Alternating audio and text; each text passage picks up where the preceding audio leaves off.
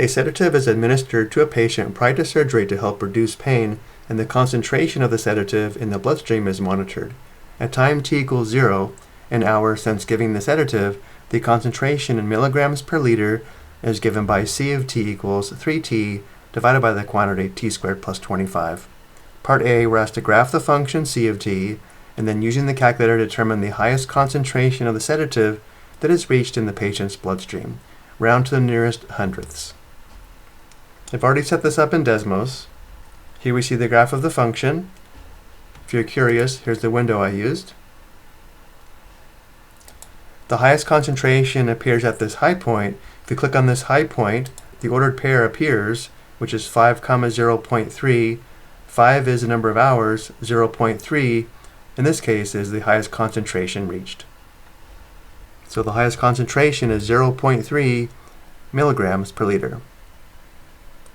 Part B, what happens to the concentration of the sedative after a long period of time? This question is asking us to determine the right-hand behavior, meaning we want to determine what's happening to the function value C of t as t approaches positive infinity.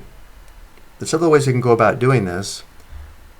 One way is to only focus on the highest degree term in the numerator and the highest degree term in the denominator, which means the end behavior of C of t is the same as the function given by 3t divided by t squared.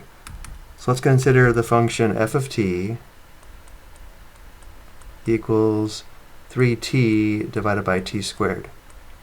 Notice here we can simplify out one factor of t. F of t simplifies to 3 divided by t. In this form, we can more easily determine the right-hand behavior. Notice as t approaches infinity, or increases without bound, the numerator stays at 3, the denominator increases without bound, and therefore the function value approaches 0.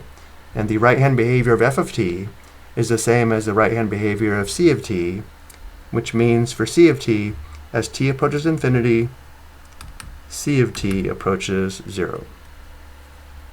Which means after a long time, the concentration approaches 0.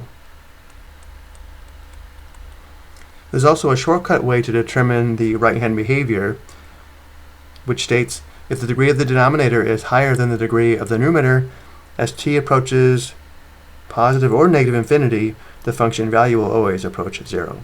And we can also analyze the graph to determine the right-hand behavior. If we go back to the graph, let's change the x-axis. Let's go out to, let's say, x equals 100.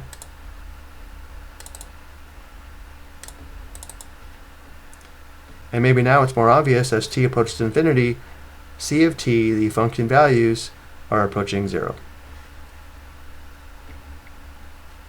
I'm going to go ahead and change the x-axis back to a max of 30.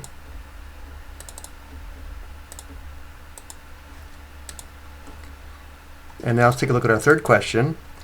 The patient is scheduled to have surgery, but the surgeon wants to wait until the concentration of the sedative is below 0.2 milligrams per liter in order to be able to safely administer anesthesia. How long must the surgeon wait? Round to the nearest hundredth. Going back to the graph, we'll now graph the horizontal line C of t equals 0.2.